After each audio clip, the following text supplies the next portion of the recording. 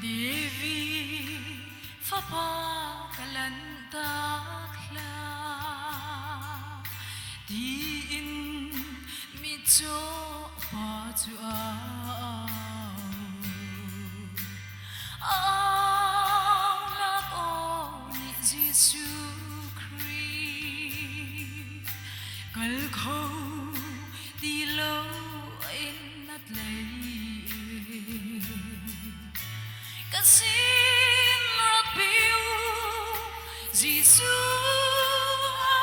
ati Tuta amitso pakwamu Ilong nagin nakade Nunatila In Jesu to our pool Hilong dila In Jesu to our pool Go Zezong Zezong Desi Dam lo mi cha Gan dam na si boy si Ngày chia mi cha Gan mi khin ho tu si Thiêu rít mi Thiêu rít trong tu bo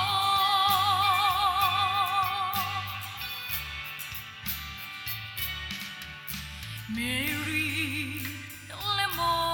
Martha Johnny Lazarus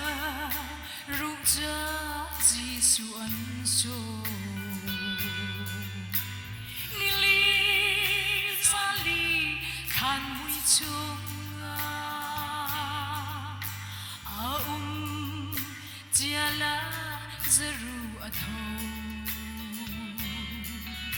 Jesu Christ asi ko lo mi zai chim han lo cha Jesu tu so pu go nun na la in Jesu tu our pu hilong dila in Jesu to our pool go Zezong Zezong Desi Dam lo mi cha Gan dam na si boy si Ngày chia mi cha Gan mi kin ho tu si Thiêu rít mi Thiêu rít trong tu bo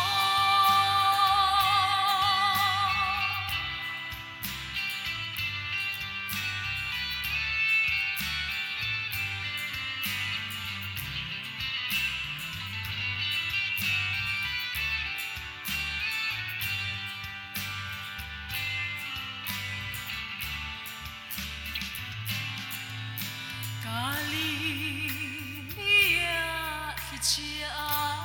ra Olo thông vỡ sang in Chú cha Giêsu chú ăn thôi khi chia đi lễ chú ăn đại đi dây dòng ya đây anh nghe mi bồi chú bất thiên Giêsu gì oh hallelujah amen nun na dila in Giêsu to our pool hilong dila in Giêsu to our pool go dây dòng Desi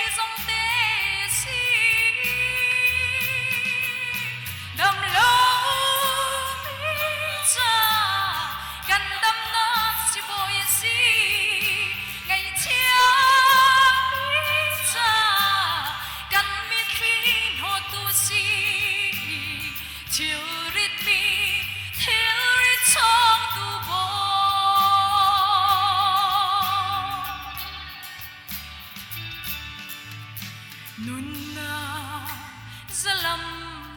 chiều á hiền hở na tông lâu miกันlâu khi chia tông lâu miกันlâuกันtôn ninh bel khi ai đằng chiều dây thiên đã gần to thì na khi chun gần tôn mi chil ruang a hậu ta